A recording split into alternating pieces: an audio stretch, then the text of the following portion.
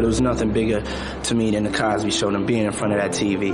I loved going to work. I'm walking down the street and people stop me and they walk up to me and they say, I grew up with you. The Cosby was everybody's dad. I idolized the guy, and so did every guest star on the show. I'm an actor who comes from the comedy school of Bill Cosby. It was all I knew. It was my childhood.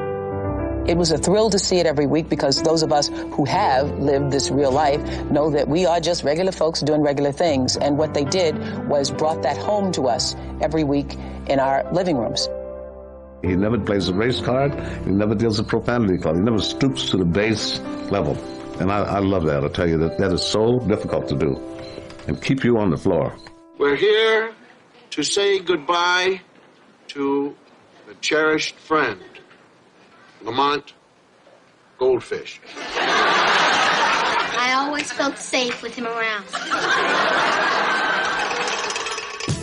I brought you in this world, and I'll take you out.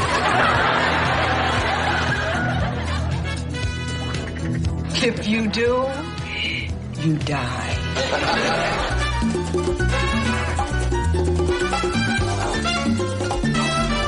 Don't move.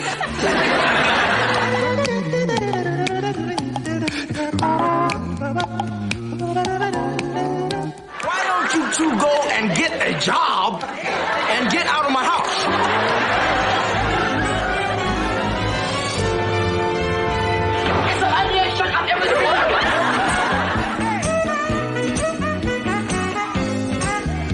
But I like my punishment before I go to bed.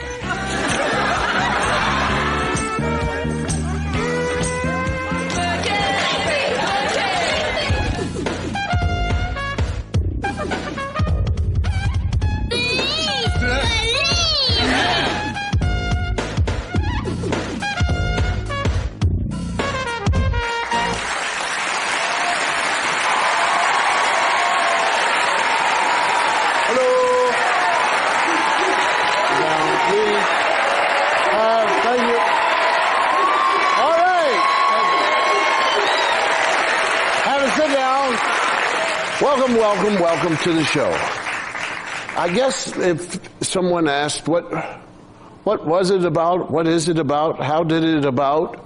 It was because I was confused. When I became a parent, I had certain thoughts. And things didn't go according to the thoughts. You would think that a person, having been a child, would understand how to raise. But it really doesn't work that way. When we put together a family, the husband, the wife, they start out their lives to become these great people. And they become great people, and then they ruin it. They decide to have, and then you've got to go through things. You've got to go through teaching things. You would think that a young person that you're feeding, clothing, saving the life of, would believe you every once in a while when you gave them some information. Not so, said the brown turtle. I just want you to understand, there's nothing here except a whole bunch of fun. That's all. And I know some of you are jealous because this is going on in your home and you're not even being paid.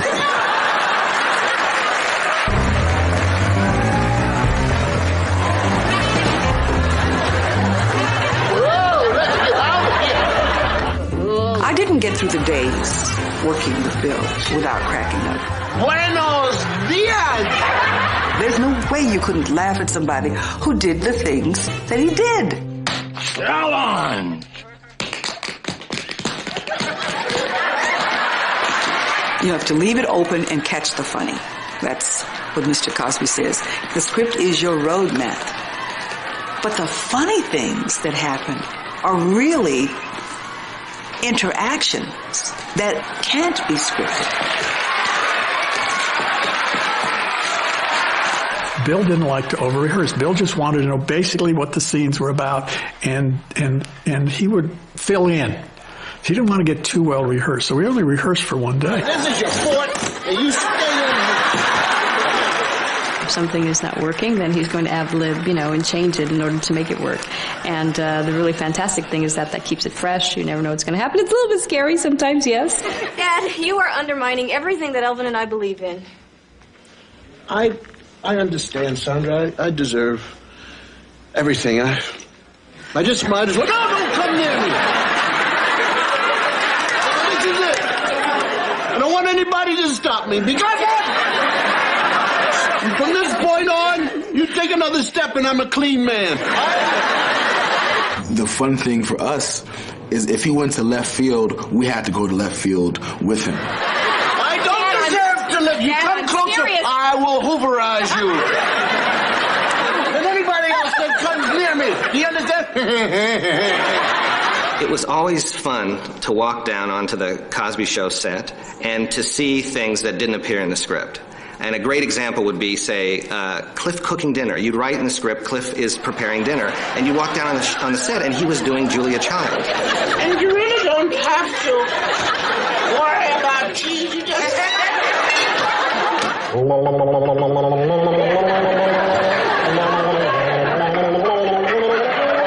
More chili.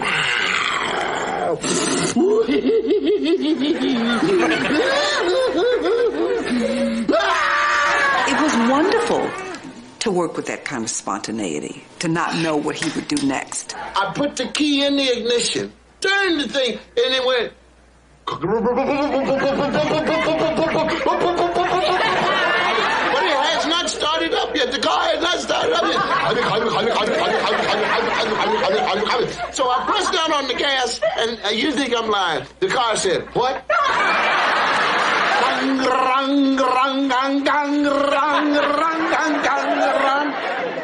What do you smell?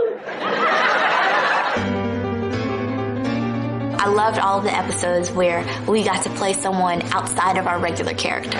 Miss Griswold, could you come here for a moment, please? What do you want? I'm busy. This young man needs a loan, and I do recommend we give it to him. No. But Mrs. Griswold... No. Why not? You have nothing. Welcome to Amanda's Furniture City, where money talks and nobody walks. If you like it, you touch it. If you break it, you buy it. If you don't see it, we don't have it, but we will get it. Now, what can I do for you? It was sort of life lessons through comedy and through just kind of going outrageous and overboard to prove a point. Thanks for Rudy, I'm looking so bad.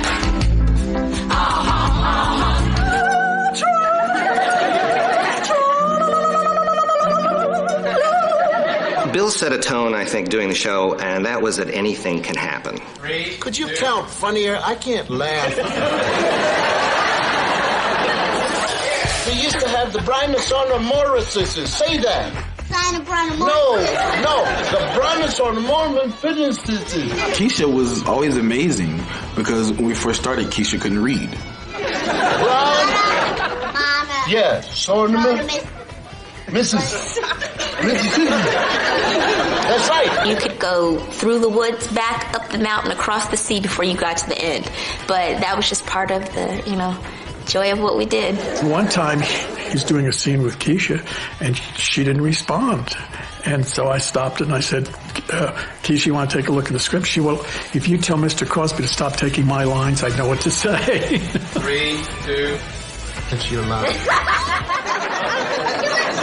No, it's too late. You're wasting our money. Malcolm was the worst. Well, he was probably the worst at keeping it together because their scenes were so ripe for Bill to go in and just go nuts.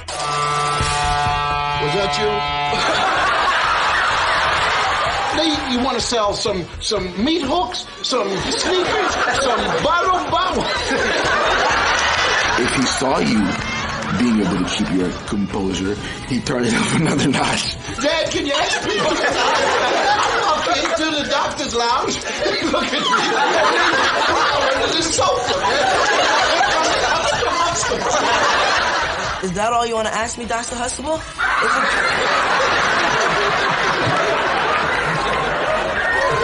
The thing that would always inevitably get us going is when he would break. And sometimes you see him and he's trying to hold on and he just starts laughing and you just start laughing. The atmosphere on set was always, it was comfortable, it was relaxed, it was creative, it was fast-paced, it was fun.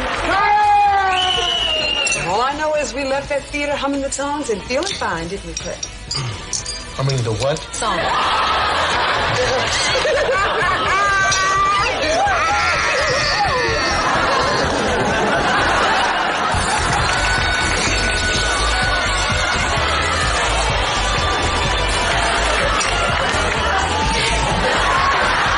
After dinner, they're gonna show a movie. There's so much room to have fun if you're doing the work. Is that it? That's the husband?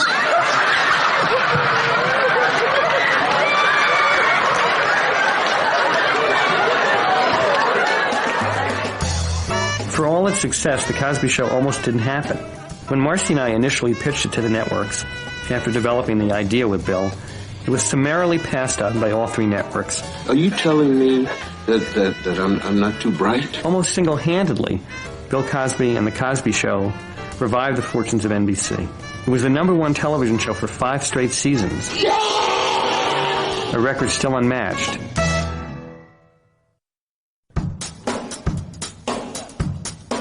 What's your name? Keisha. Keisha. And how old are you, Keisha? I'm 5 years old. Do you know when you'll be 6, Keisha? Next year. Next year. Don't look. Who are you looking at over there? No, who are you looking at? Who are you looking at there? That's me. That's Keisha, right? Oh, how can you make me on the TV? A very wise person once said, a loving family stays together and moves together, but if you could sneak out on the kids, go. You know, it really, really moves me to see this entire family here, because we can each take a bag. Let's go. Rudy, you can take more than that. Real life is funny. You don't have to do it up or over-exaggerate just by itself. It is hilarious. And that's what The Cosby Show did. They kept it simple. Oh, you've come back for the funeral, huh? No, I want some privacy. You want to talk to Lamont by yourself? No, I want to use the bathroom. It was a time when people could gather on Thursday and anybody could watch the show. There wasn't a target audience. Daddy! Oh! Let me look at you. So, how do I look? Like trash. The show's greatest strength and greatest contribution was that it was so universal. It was just about family. It wasn't a black family. It was a family. Flowers. They're for Sandra. Is she here? Yes.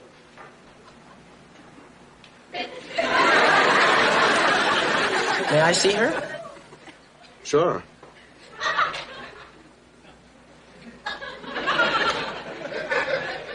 Today? It was about parents dealing with raising their kids at its heart, and kids dealing with raising their parents, and siblings relating to each other, and that's something that we all know. Mom, Dad, we can't sleep because Rudy thinks she heard the wolfman growling in our closet. I told her there wasn't such a thing, but she doesn't believe me. Would you tell her? There is no wolfman growling in your closet. Uh-huh. There is no wolfman growling in your closet. Anybody got any other bright ideas? Everybody on the set really made it fun for me, and they just embraced me into their family. And I realized, I'm on a television show. This is cool. You know, as a 3-year-old, you're like, I'm ready. What's going on? Where are the lollipops? What's my lines? I'm ready to go. I can't buy them anything. I'm broke. What happened to all your money? I don't know. I bought some bubble gum. Father knows best. Leave it to Beaver, the Brady Bunch. And I think for the 80s, Cosby represented that for America and for the world at large. Hey, I know. You know what? What you gonna say? And it's under control. So, no problem. Right. The Huxtables were so incredible, people couldn't believe they were real. And I think part of the reason people couldn't believe they were real was not just because they were so loving, but because it was the first time you'd seen an African-American family portrayed in this light of truth. I serve it you. I'll go for two. Huh? That's my girl. Dad, I can't breathe. You have to understand, dear, that love hurts sometimes. There was nothing formulaic about the way parents would behave with children, except that there were certain things that were never going to happen. A child was never going to be struck. It might be threatened. Son, your mother asked me to come up here and kill you. I have got a nerve to walk in there and grab that child by her arms and shake her. And children were never going to be disregarded. Think of all the wonderful things 5-year-olds can do. You can tie your own shoelaces. You can dial the phone. You can go to kindergarten. Last year, you couldn't do any of that. Because I was nothing. No, you were never nothing. You just weren't 5. 5 now. And now you can do things that you could never do before. So what do you think about that? Yay, 5. Yay, 5. Mommy, how old are you? Old. Yay, old. I think the most important thing that you saw were parents and kids talking. You just didn't see that for a long time on television. It got to all the kids were smart alecks and, you know, telling their parents off and slamming doors, and the parents were like, I'm so frustrated, I don't know what to do with this child. That's all crap. Make your point. If you weren't a doctor, I wouldn't love you less because you're my dad. And so, instead of acting disappointed because I'm not like you, maybe you can just accept who I am and love me anyway because I'm your son. It was just wonderful. Any other show, the music would have started. You know, the father would have come over to the son and they would have hugged and it would have been beautiful. Theo, That's the dumbest thing I've ever heard in my life. There's no wonder you get D's and everything. I'm not a parent, but I know tons of parents who have said those exact words to their kid. Now, I'm telling you, you are going to try as hard as you can. And you're going to do it because I said so. I am your father. I brought you in this world, and I'll take you out.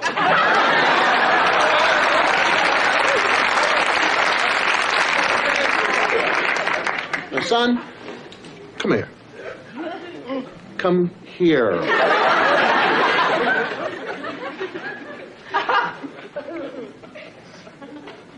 Now, listen to me. I just want you to do the best you can. That's all. I'll try, Dad. Yeah. I really will. All right. I love you. Yeah, Dad. Huh? I know. Yeah. And maybe your mother loves you too.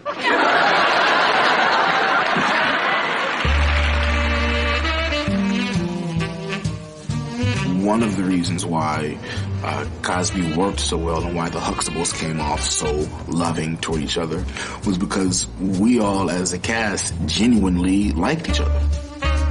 There's nothing like watching Bill and Felicia on screen. There's nothing like it. They have a chemistry that's just, you couldn't create it again if you tried. The 22 years I've been married to you have been the happiest one day at a time I've ever had in my life.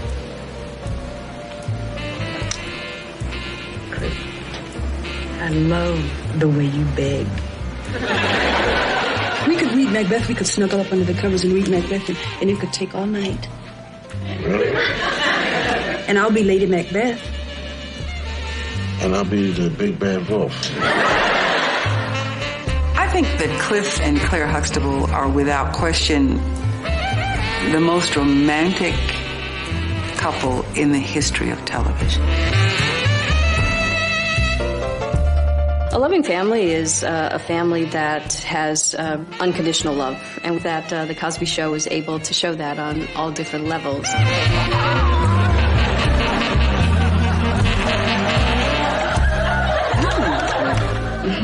Let's just remember, this is how we got the children. Right. Oh, shit. Who is it? everybody tuned in because it was just a good show. It was a good show and it was funny. You know, they had to fly brownstone. Mr. Huxtable had to fly sweaters. His wife was fine. He had kids that looked good. Lisa Bonet, oh good God, everybody was in love with her.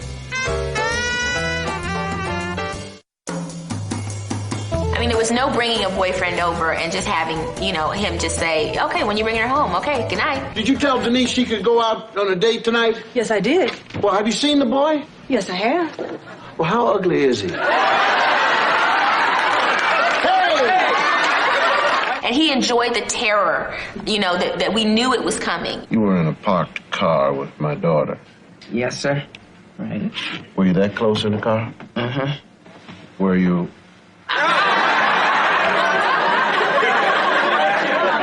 Oh, no way, sir. No. Children are basically bad people. Children are people who are selfish, greedy, and they will do whatever they can to get what they want. And one of the worst things about being a parent is you find out that yelling means nothing. They are the only people who can yell and get what they want.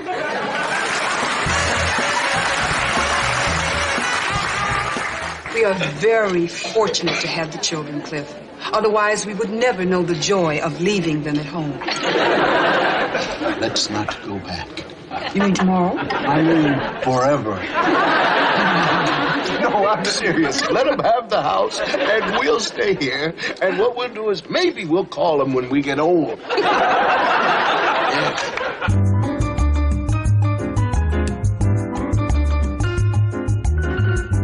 Who had control of the household? Well, I guess it's a toss-up. I definitely think it was the kids. What's going on in there? Fight!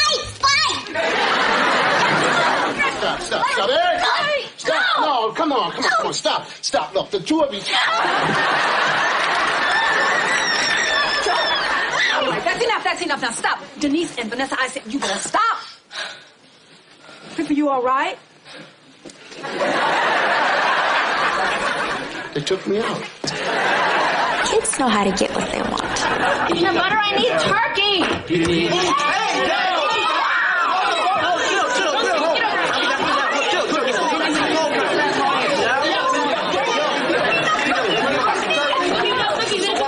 Dad wanted to, you know, be in charge, but I don't think that maybe he was ever quite in charge. Come here. Come here. Here. See, there is there. This is here. Come here. He understood his children well enough, and of course he was a kid once too. He wasn't above becoming like a kid. No, putting your finger in your nose. And pulling out something. Rudy, you go and you help Mommy in the kitchen, please. Vanessa, go help Mom in the kitchen. Now. Do I have to say now? Uh-huh.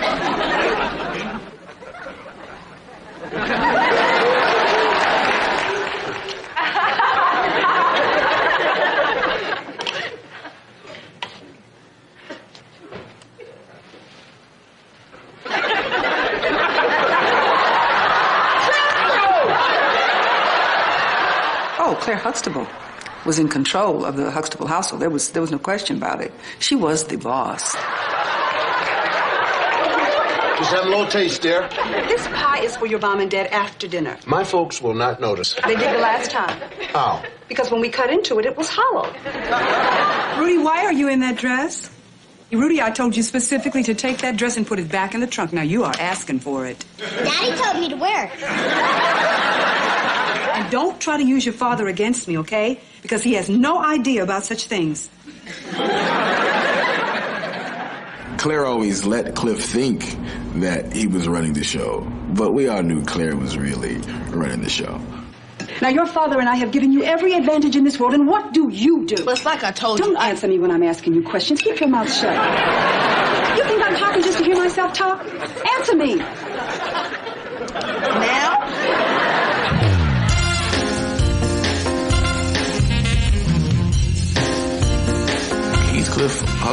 was always funny, being able to handle any situation with humor. Okay, here we go.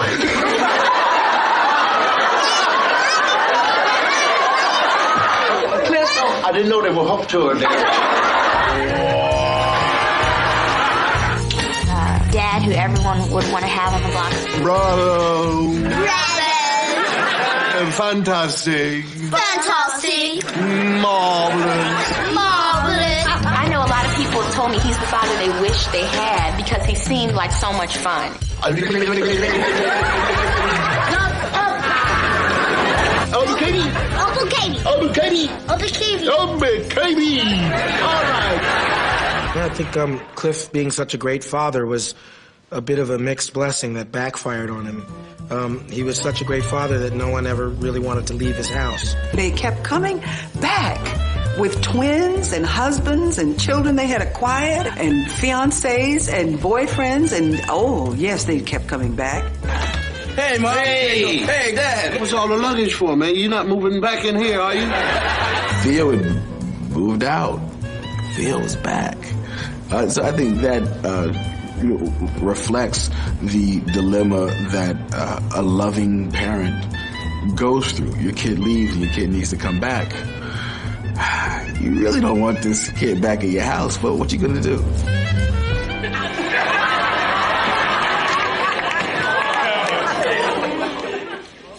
So you guys are saying I can't move back in? I think you're getting close to what... You mean you're gonna send me out there without a home in the cold and the rain?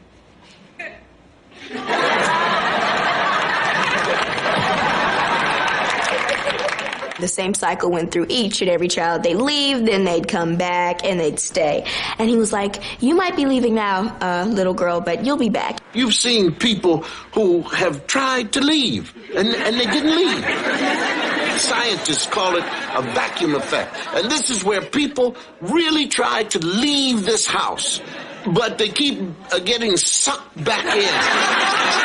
I'm going to be the vacuum. Yeah? Now, you go and go for the door. Go for it. You see? Let's pull it. Say Singapore. Singapore. Singapore. Grab the door. Turn the knob. Turn the knob. This is the tough part. Singapore. Tomorrow, we got to go to Singapore. You keep taking in these little urchins, you're never going to get any privacy. So I don't know what they were really expecting. Now, you and I have been beaten every time we've gone to battle. And I'm telling you now, darling, I'm old. And you're old too, Claire. And I think that you and I should just get on up and get out of here. Get in the car and just go. Let them have the house, honey.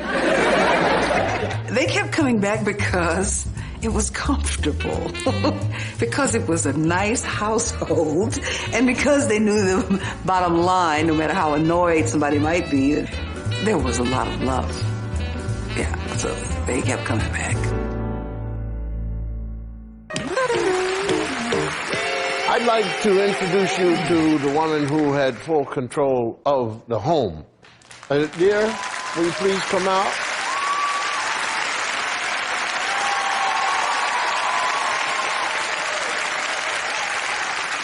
You hear your name called. You are called Dad. And then follows, can I? And then have. Have. Can I, Dad, please? Can I have? And it's always very, very important. And there's no time. You have to, now is when I have to have it. And of course, as a parent, prices have changed. So then that gives you the right to give a dissertation on what things cost. And that's when you know you're winning, because you look at the kid while you're talking, and it's very glassy-eyed. And then there's lying. Oh, yes. Yes. Yes, there's lying. And the children weren't the only ones who lied. Yes. Sometimes the lying... Anyway, getting back to the begging part. Dad, can I... No. Come on. Every time somebody... You know what? I did not have children so you all could change my name to Dead Can I.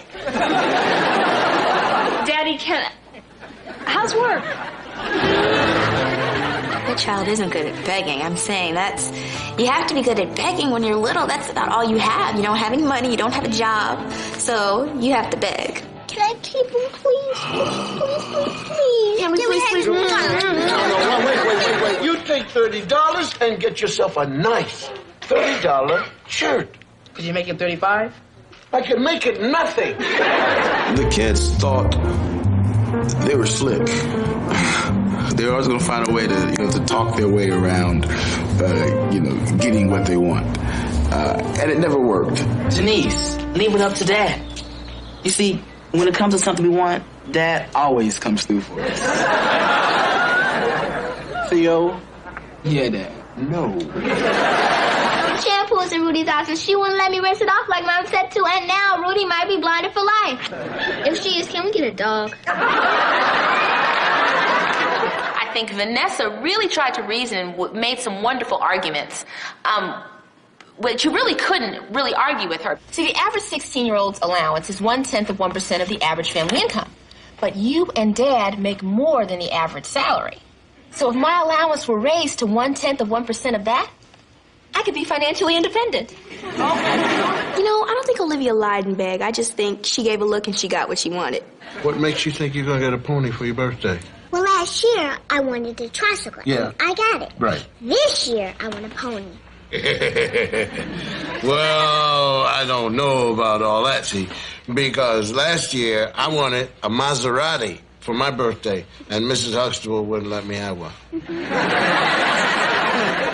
Well, if you tell Daddy and Denise that I want a pony, I'll tell Mrs. Huxtable that you want a Mr. Raggy. I think that they manipulated each other, definitely, because they had the same personality. She was 3 years old, and he was a more mature person, but, deep down they both were like, I'm gonna get you, I'm gonna get you. Mrs. Huxtable is tough. You understand? Yeah, and she doesn't care about, little cute faces. So I'll be Mrs. Huxtable. Okay. Okay, I'm sitting here. Mrs. Huxtable? Yes, darling. What's the matter, my little Olivia? Can Dr. Huxtable have a Mr. Raggy? Oh, you look so cute and so sad, honey, but the answer is no. So you gotta come at, I'm telling you, she's tough. Come on, you gotta go lower. Please, Yeah. Mrs. Raggy. Yeah.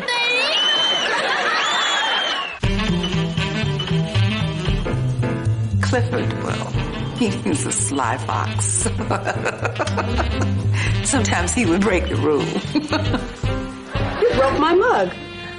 See, I tried. I see what you tried to do with all this so tired-looking glue all clumped up in here together like this. Pieces missing, all chipped up glue on the inside of the cup. But see, I did that on purpose. Why? So that you would think that one of the children did. And Dr. Huxtable, who left the juicer plugged into the electrical socket with the top off?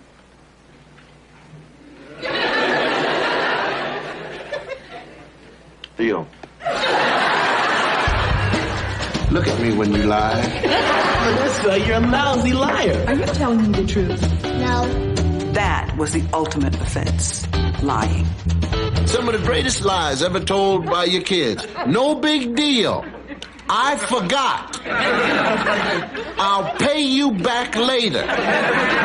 It was like that when I found it. I swear, Mom, Dad, it was like that when I found it. I think everybody was guilty of it a little bit here and there, and to different degrees. I don't want to get into trouble. If Dad asks what happened, we'll just say you fell off the bed.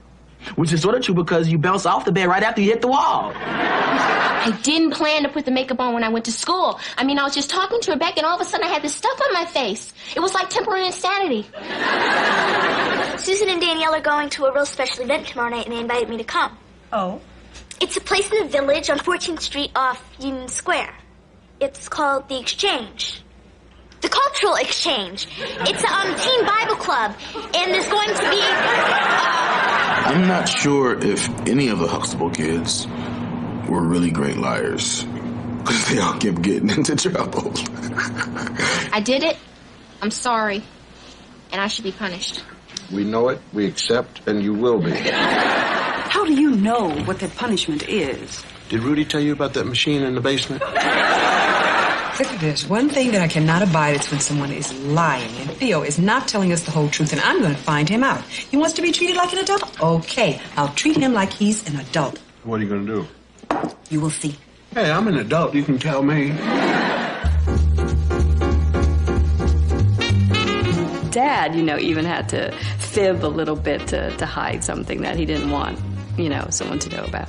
Cliff still had a boyish part of his character. He was always getting into trouble. I don't think that Dr. Huxtable practiced what he preached too tough. Keep an eye out now.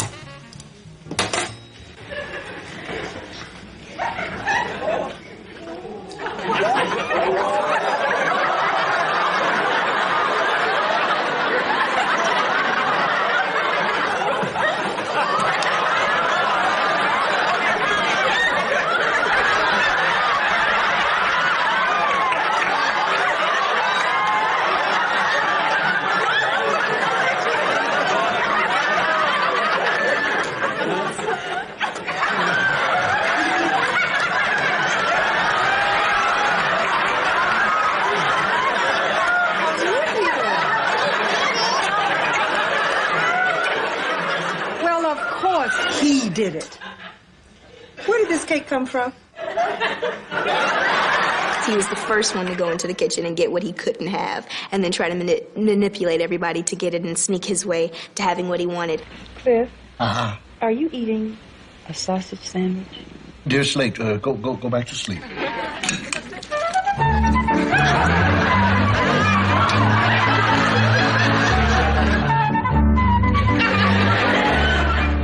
Where have you been? All my life.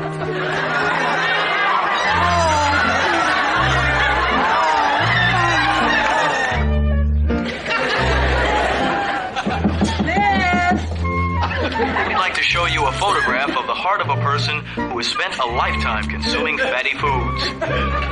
Notice the abnormal amounts of fatty deposits on his First begging and then lying. Sad.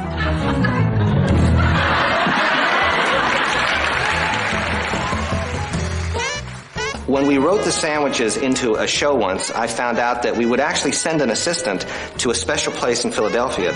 What Bill didn't know is that whenever the writers really wanted one of these sandwiches, we'd write it into the show. At one point, I think, when he started maybe putting on a little weight, the word came down to the writers, no more sandwiches. 3, 2, who are you? Theodore Huxtable. I'm in your geography class. The best bloopers are Malcolm's bloopers. Theo. Hey, Dr. Morgan. How you doing? All right. Have you ever met Theo?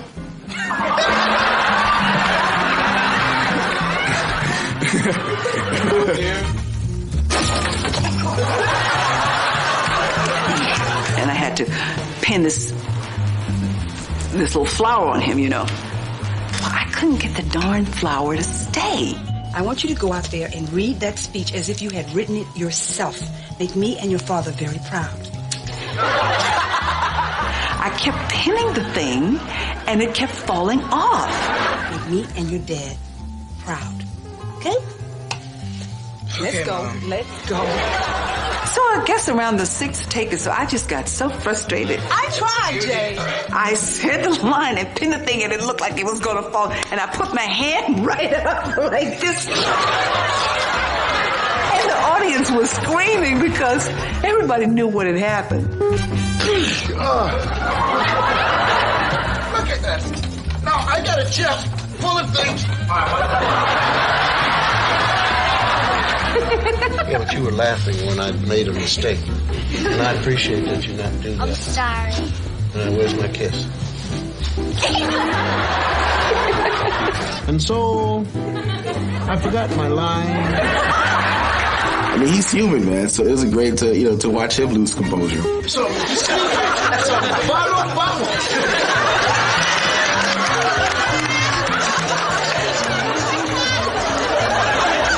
Oh, well, there were things that we actually did behind the scenes that no one will ever know.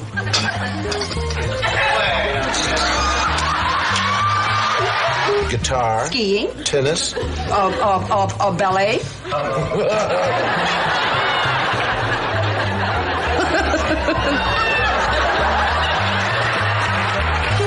Huh? Let's start. Take the. What are we doing? The black pieces off the board. We'll start with you. Just put it. Take the black pieces off?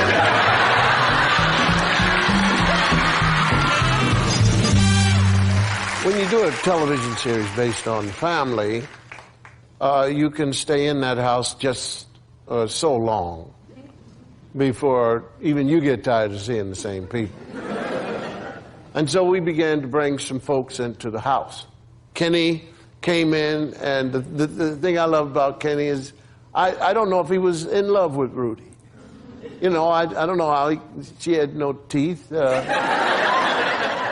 And of course, B.B. King came by, Dizzy Gillespie, and people would say, listen, how did all those people get in your house? Well, the answer is very simple. They came by.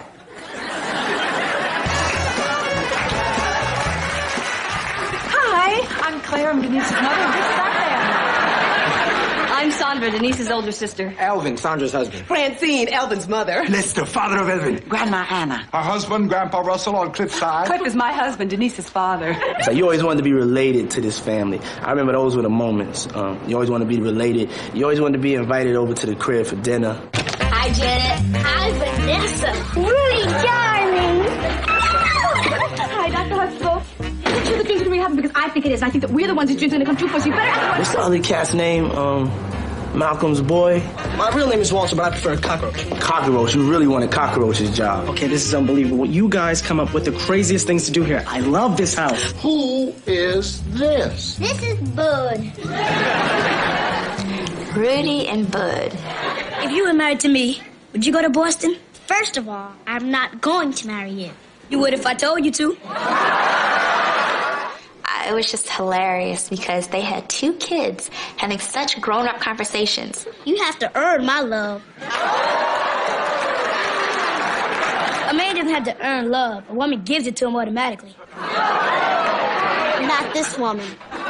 What Kenny did for the show was everyone looked at the kids as so perfect and so family, and I think what he provided for the show was that alter ego. My brother always said, when you leave a woman, don't look back.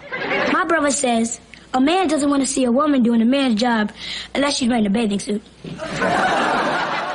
One of the things that was funny was to come up with a character like Elvin or like Kenny, who seemed very free about having like dinosaur-era rules about men and women. This is one job I'm not confused about. What do you mean? This is a man's job. What's a man's job? Opening a jar when a woman can't do it. Really? I didn't know that. My hands must be a little slippery. Thank you. He's a macho nerd. He's a strange mixture of male chauvinist and insecure intellectual. Well, let me try. No, Sandra, I can do it. No, come on, Elvin. Sandra, I think it. I'm perfectly capable.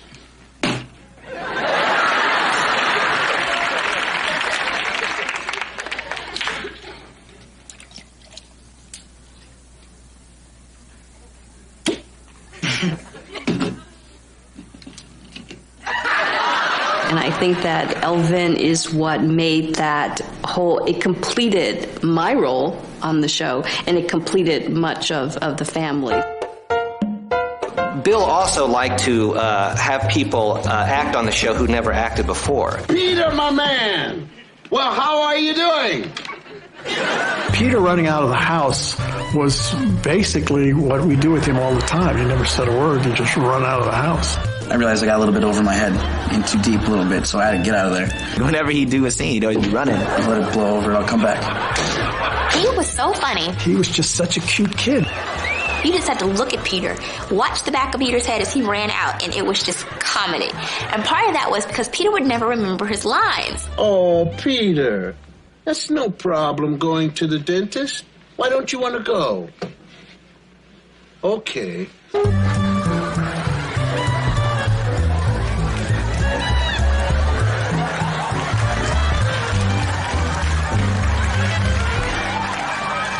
I think this was Adam Sandler's first television appearance. In fact, Adam could be the only character on The Cosby Show to ever utter a Yiddish word. When I tell Roxanne there's no helicopter, she is going to plot. It really did make my parents feel comfortable with the fact that I was an actor. And they were like, well, the kid got on the Cosby Show, all right. Is this the Huxtable residence? That's Naomi Campbell. Hey, Theo was in love with her. A lot of people who have made a name for themselves now started out on Cosby. Mark's going to major in it at Central State. There were a lot of celebrity guest stars. What does eyeliner have to do with the birthing process? That's all I want to know. Buzzard meat.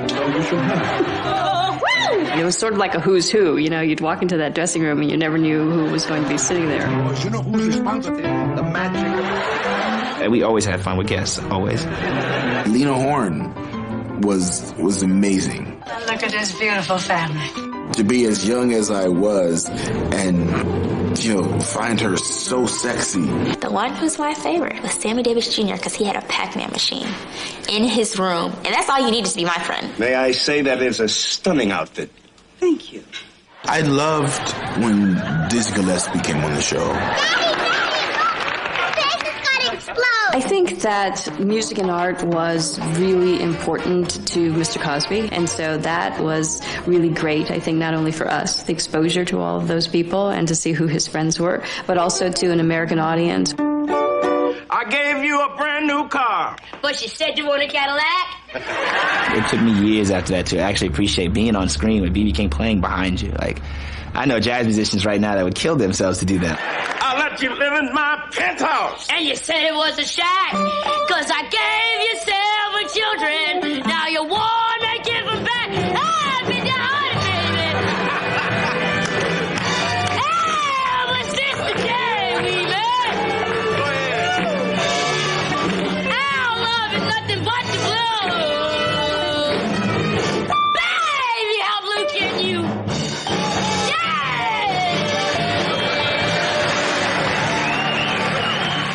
We would get the script on Monday, and I'm reading through, and we get towards the end, and it says, Elvin imitates Cliff, and I'm like, oh, excuse me, really?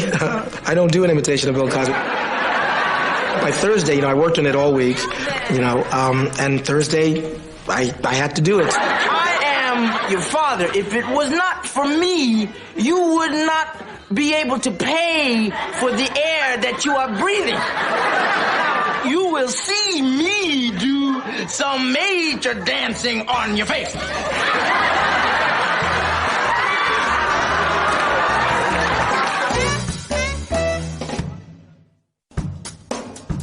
One of the things that Bill said, he wanted a wife who could speak Spanish. When she would just lose it, she would just start speaking in Spanish. ¿Cuántos? 25. I know, mi vida. Felicia walked in the door, and I just knew how wonderful she was going to be. So finally I said, do you speak Spanish? Misma casa con ese hombre y sus cartas románticas a la otra mujer, a señorita, no big deal. Do you speak Spanish? Sí. I always thought that was a really wonderful character element that unfortunately didn't stay, and I don't know why. Well, what happens when a force of rational meets a force of irrational? The strongest person, either the irrational or the rational one, will win. And if you run these clips, you will see how our strength works against their strength. They are the irrational people, and we be rational. Push him out! Shove him out! Wait! Push him out! Shove him out! Wait! Let's go! I delivered so many babies, after a while the babies I delivered started having babies. I come out of the hospital, go to get my car, and the 3 babies that I delivered stole my car. I don't think a black family had ever been shown on television and economically at this level. And so the husband was a doctor and the wife was a lawyer. Mr. Cosby wanted his wife to be intelligent and accomplished. I have an invoice here which states that the serial number on the rebuilt engine is RN7294938. Is that correct? If that's what it says, then that was the number on the engine. Your Honor, I'd like to submit this invoice as Exhibit A. She's sharp. Not bad looking either. He delighted in her intelligence. He delighted in her wit. He marveled at that. He loved that about her. So you leave me with no choice. Here. What's this? Summons? Brilliant. You were charged with the telling of half-truths and other crimes against your parents. Magnificent. He knew how to prod you along by using that sense of humor. I think he was strict. He was very stern, strict, because he had very high expectations. You're going to start school. Learning, the mind, education. Aren't you excited? I'm excited. No, get excited, my boy. Come on, excited? Excited. Say you're excited. I'm excited. Let me see you get excited. I'm excited. Stand up. Yes, I'm All right. excited. All right, I'm excited. my boy. Yes. Hey, I'm excited. You're excited. Good. Excited. Among the millions of lessons that we've all learned from The Cosby Show is you can't have 5 children and have peace.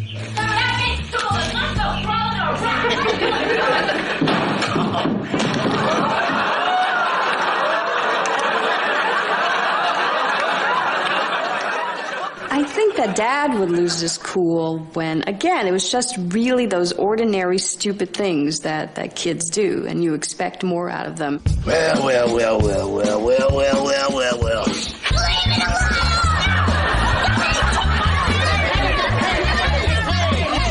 I'm engaged. To do what? What is the trouble? Dad, I need you. No. Okay, wait, just hey. Nothing to do with you. Oh my God!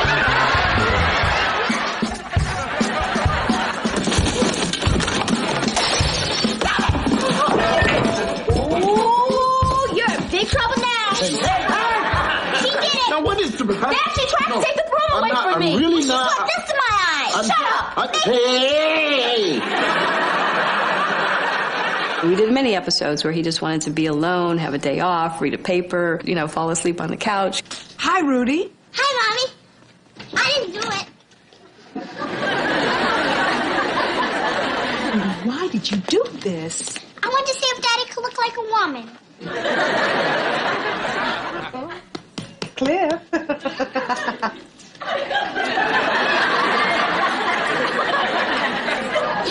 Cliff. Hey, how you doing? I'm fine. What you laughing at? Cliff, you are so beautiful. And you're beautiful too. No, Cliff, you are really beautiful. Mm-hmm. Go to the mirror and look.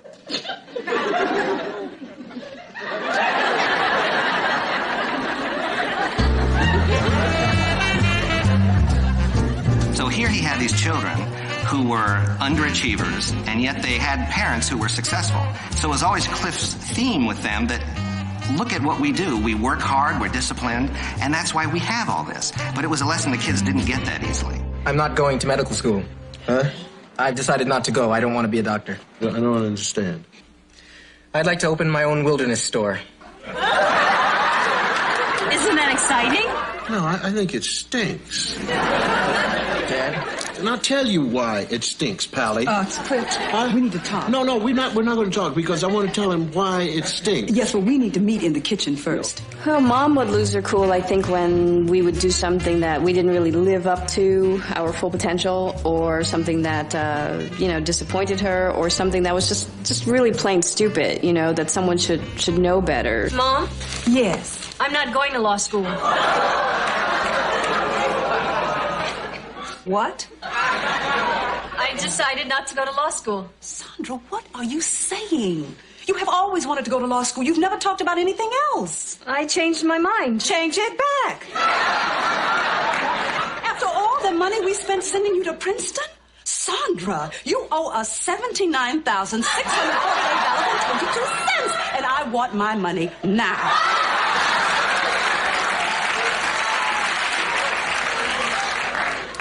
Anywhere till I get my money. I'll take whatever she's got. Empty her pockets. So there was a constant struggle between parent and child, and a sense that if you didn't keep a close enough eye on your kids, they could bring the whole family down. What? Where's Rudy? I gave her away. This is Denise's answering service, okay? I'm a father, okay? So don't wait for the beep. Now, you got something to say?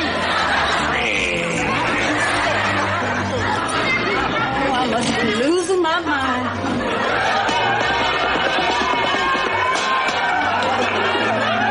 I've been in the courtroom all day and I've not slept for nights. And the last thing I need is to babysit two little yelling twins. That is the dumbest thing I ever heard.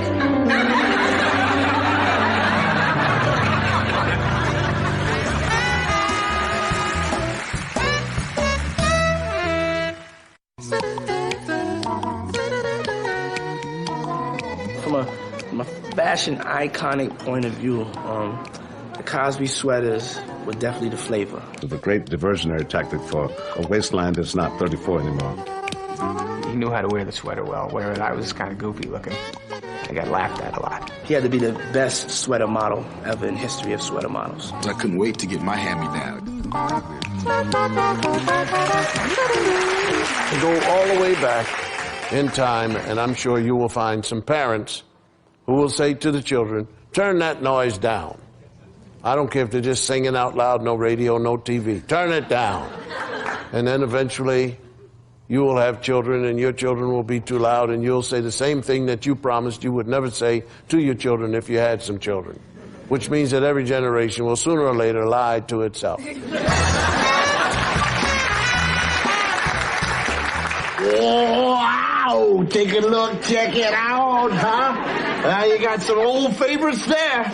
Old Yeller again? Well, it gets better, dear, the more you see it. Don't you like the part where he goes, oh? I realized, my goodness, this show is going to have great appeal to a wide spectrum of people because the kids saw what they wanted to see and the adults saw what they wanted to see.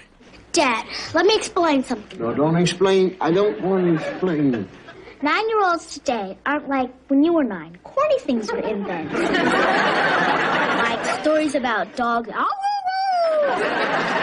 It's a new age, Dad. Get with it.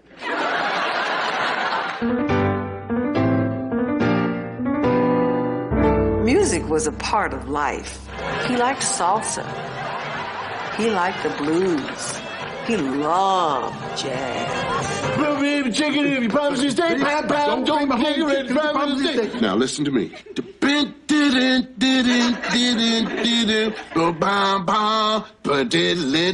Justine.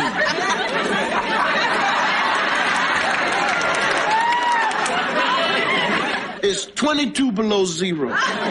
The wind is blowing fierce. You're freezing and you're cold, and the only person who can open that door for you is Justine. Justine. All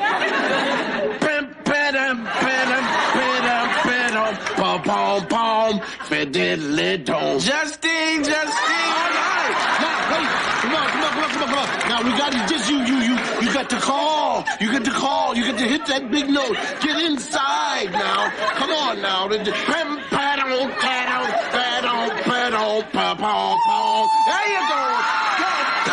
Justine.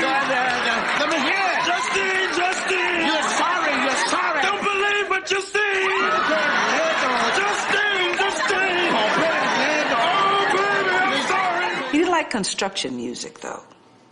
That's what he called the music that the children were listening to. He called it construction music.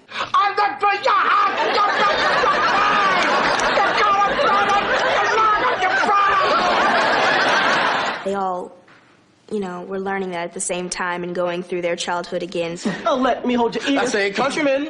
Oh, let me hold your ear. No, I'm Marcus Antonis, but they call me Mark. I didn't come to bite, you see, I came to bark about the holes that the brothers put in Julius C. As far as I'm concerned, it was cool with me. You see, Brutus and the boys must know what they were doing. We would often during the week listen to what the kids were really saying and doing in between takes and when they were just goofing around. And a lot of language would come from just really observing. What are you doing? Just chilling. Chilly down or cool back or whatever these people say. Existential, my brother. Not to mention pragmatic. I'm bugging. I have no idea what you're talking about. The 80s period was just It was just corny. No way I'm wearing this. Christine's gonna laugh at me. But think about the clothes and the hair. We want it to look like that. We said, this is how we want to look. As far as Sabrina said, we picked our own clothes. That's funny. That's completely not true. So I had to put some stuff on I really was not feeling. Oh! Pretty soon, everybody will be dressing weird and changing their hairstyles every other day. Hello, Daddy.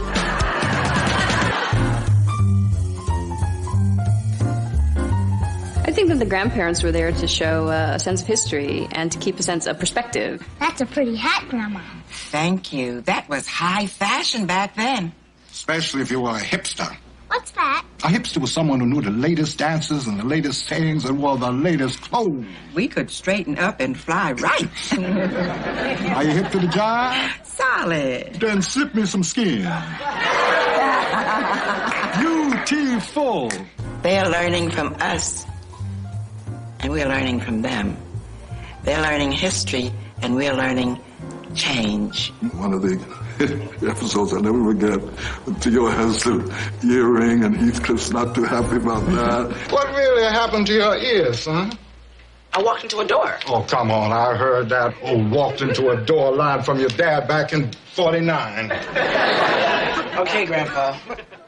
I got my ear pierced. On purpose? And then Heathcliff remembers that he used to conk his hair because that day that was the style for the guys who were cool. This man, a future doctor,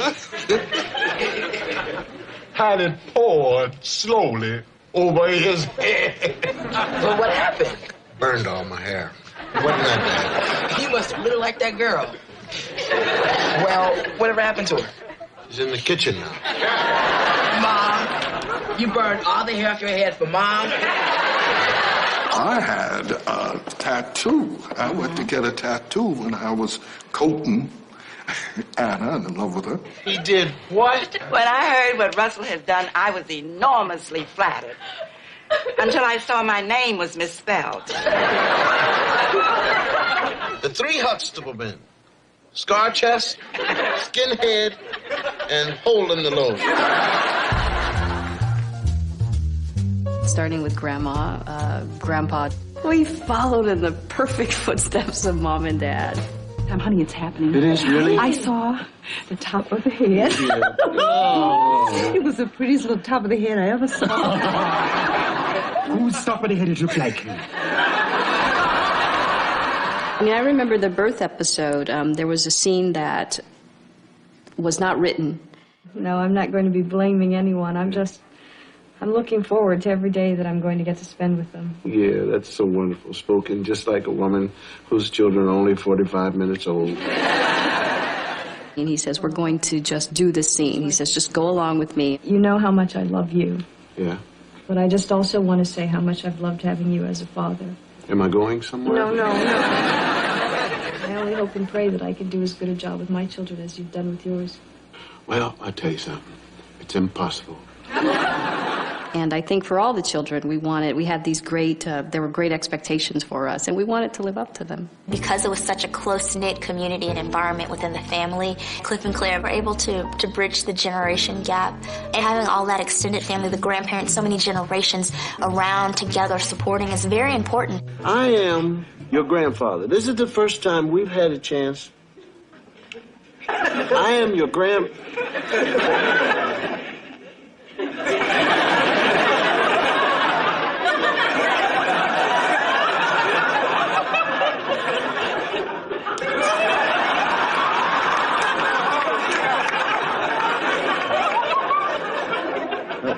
Help me out. What are we looking at?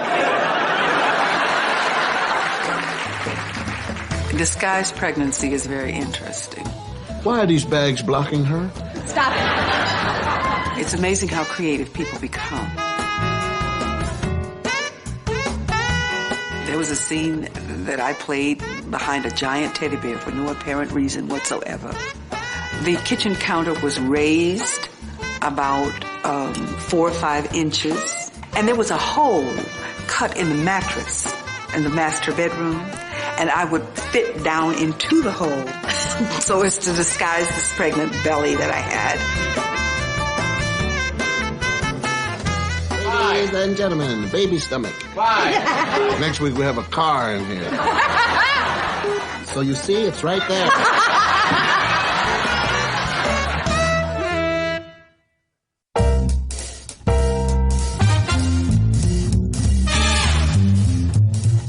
That's a very interesting question, where they are. They're probably still wandering around that old studio. Ooh, Cliff and Claire Huxtable Child are down in the islands. They have done everything they needed to do in New York, and they are gone. They have bought their little home. They have a nice resort down there. They don't have a lot of bedrooms because they don't expect a lot of visitors. I think Vanessa probably would have left college and she would have eventually moved back into the house. Olivia became a rock star. He just seems like the one who always had money. Denise, she might be living in a trailer camp. Who knows? I think Rudy's the first one who left the house and didn't come back. Rudy is a vice president of a bank. Theo has a master's in education, and he will undoubtedly go on to become chancellor of the schools in New York City. They live in Palm Beach. They live in a nice brownstone in the village. They have 9 children. They're 2 perfect children. Cliff and Claire are actually living there with them now, out of revenge.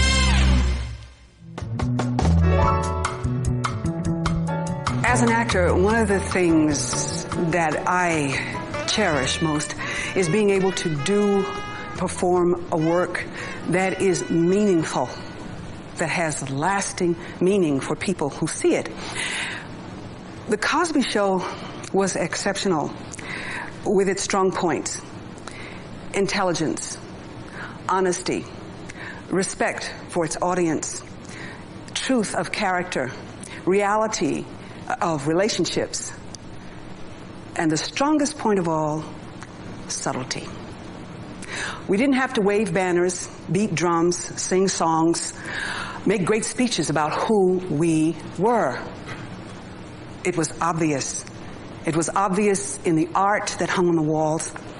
It was obvious in the music that we listened to, the music that the children listened to, in our personalized story of historical events. And in presenting ourselves in this way, we were able to give people in this country and the world a broader perspective of what American culture really is: diverse.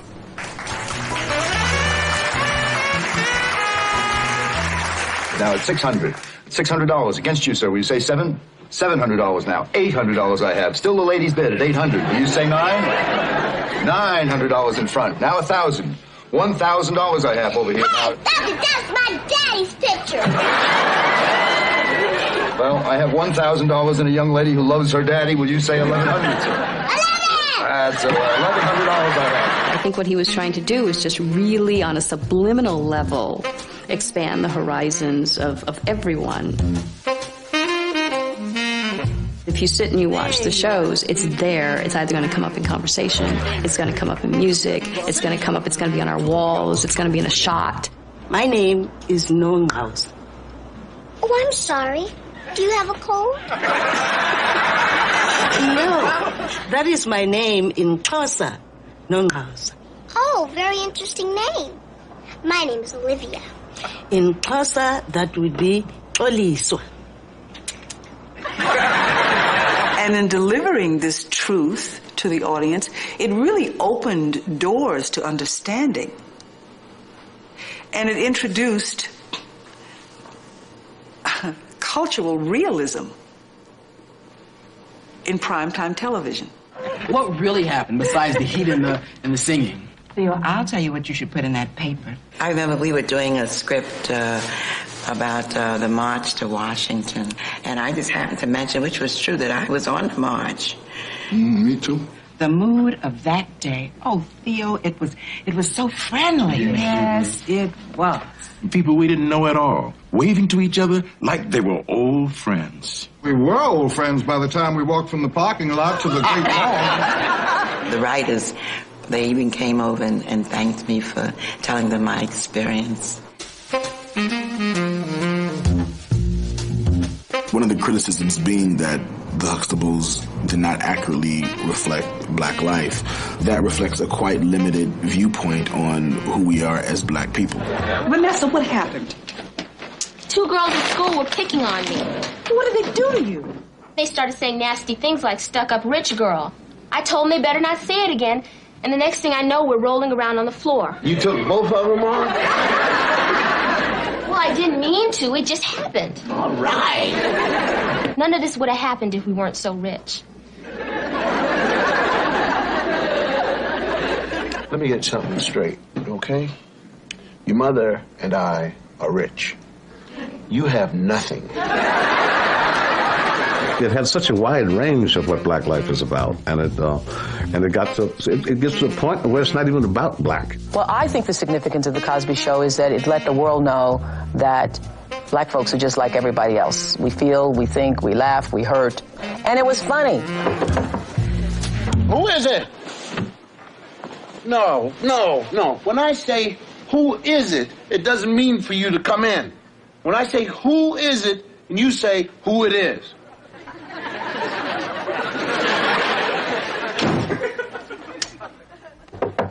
Who is it? Who it is? And I think America's just, after a while, stopped looking at it as a black family, just looked at them as a family. And I think that was a big step forward. One day when an elderly Sicilian American woman came up to me and said, "Oh, I love your show. Your show, it reminds me so much of my family." There was this Sicilian American woman saying that. That had a great impact on me. I realized then, and since then many times, how important the show was. The Cosby Show, like All in the Family and I Love Lucy, was history breaking. They were funny, truthful, and people related to them. We built a show around Bill's philosophy, universal in its message that we are all alike when it comes to dealing with parenthood and children. In my first meeting with him, he said, and I mean all 6'3" of him with the cigar, he said, "This is how it's going to be." And what he talked about was the fact that we were going to have a really well-integrated set, and that the majority of the people working on the show would be African Americans, and that is what happened. Bill Cosby changed the culture of television forever. Got scared when I yelled, didn't you? Okay, here we go. Huh? You're all right. I definitely have one favorite scene. There's a scene when the anniversary of the parents, and they singing, and everybody's like lip syncing. You know the night time.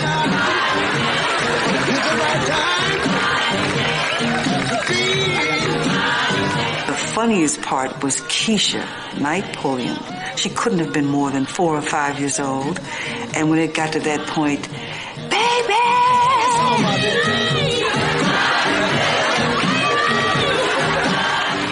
And the funny thing, looking back, I'm singing such a grown-up adult verse. And it was nothing Rudy had ever known or experienced it. But she would have thought that this little girl knew the pangs of love.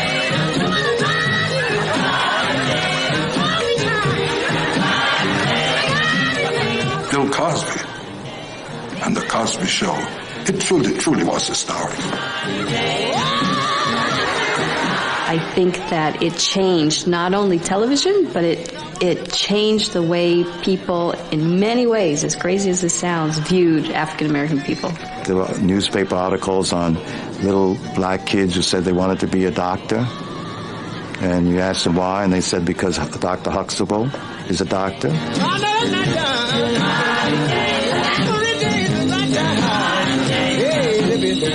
The final episode was Theo's graduation. Well, at the end of the episode, Cliff and Claire were in the living room, and the music was playing, and he asks her to dance.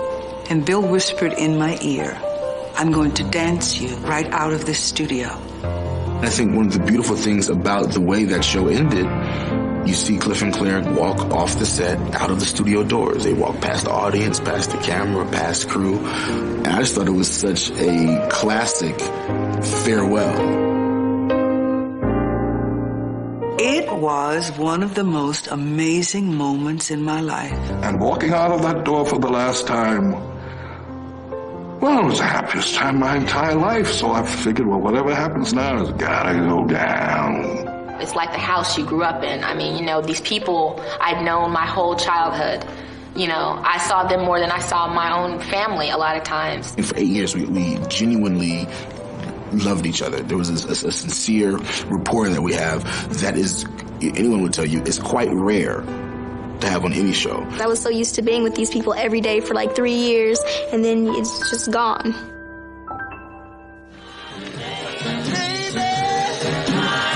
I'm most proud of being part of monumental television history. You know, there are only 4 other Cosby kids on Earth. Because you had a lot of impact on a lot of different people's lives across this world. And it was an experience that parallels really no other. Simply put, truthfully stated, the whole thing was wonderful.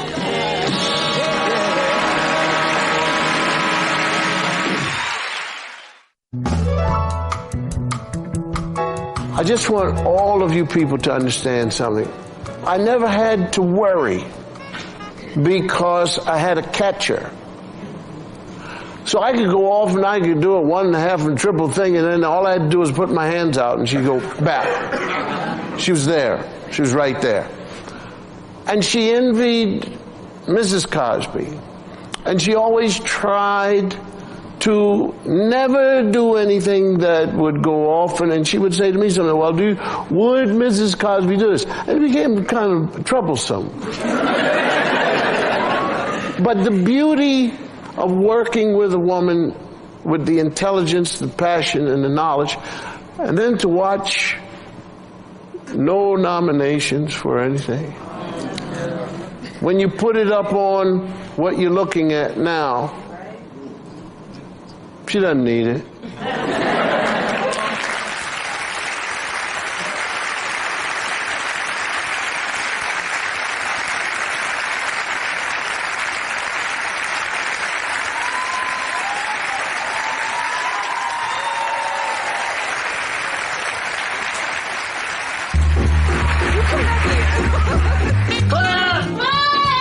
Denise! Vanessa!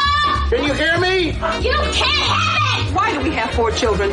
Stop it! What's going on here? Nothing. Really?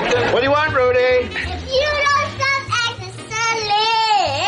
Okay, here we go, Sam. Give me some pie. Give me some pie. If you don't, I'll spit in your eye. No, you behave. You behave. You are a genius, and I am a genius because I married you.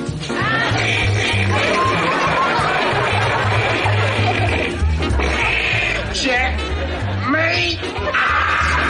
How do you do? I'm Dr. Huxtable. Hammer time!